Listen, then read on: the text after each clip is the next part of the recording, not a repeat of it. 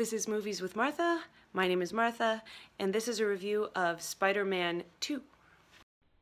Movie shark, do do do do. Movie shark, do do do do. Movie shark. Spider-Man 2 with Tobey Maguire came out in 2004, and in this movie, Peter Parker has graduated high school, and he's doing his freelance photography stuff.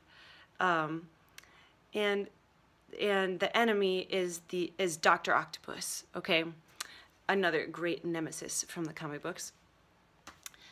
This movie did a great job.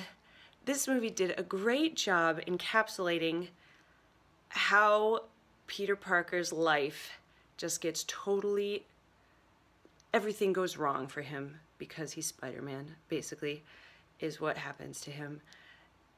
He can't keep a job, he's failing in college, his friends think he's just flighty, Mary Jane, he doesn't have time for Mary Jane, he doesn't have time for anyone, because he's always off rescuing complete strangers. So his life's a mess, he's pretty miserable, so he starts losing his powers. Just the self-doubt thing apparently makes him lose his powers.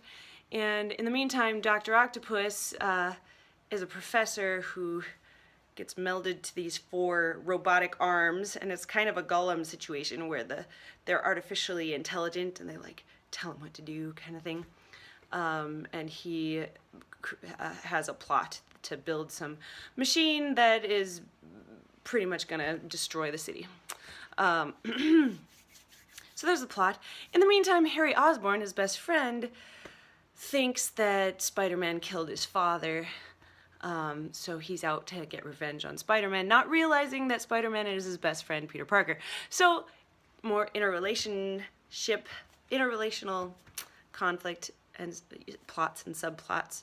And I think they handle that all very well, and it keeps you engaged. Yes, it's a very engaging story, and it's the question of, once again, making the heroic choice and the choice of self-sacrifice.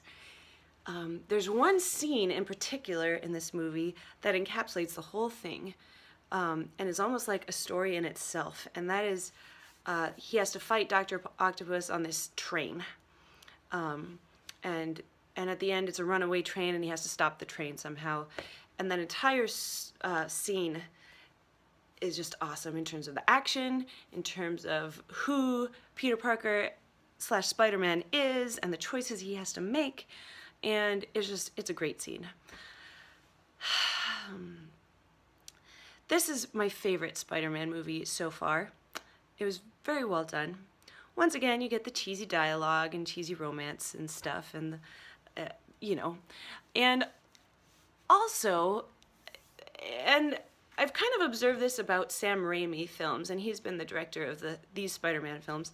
Sam Raimi films almost have like a farcical feel to them, like which on the one hand you can appreciate because it kind of makes it feel a little bit lighter and a little humorous, but on the other hand, it kind of keeps you from taking things too seriously, keeps you from taking the characters or the story seriously enough to really get emotionally involved.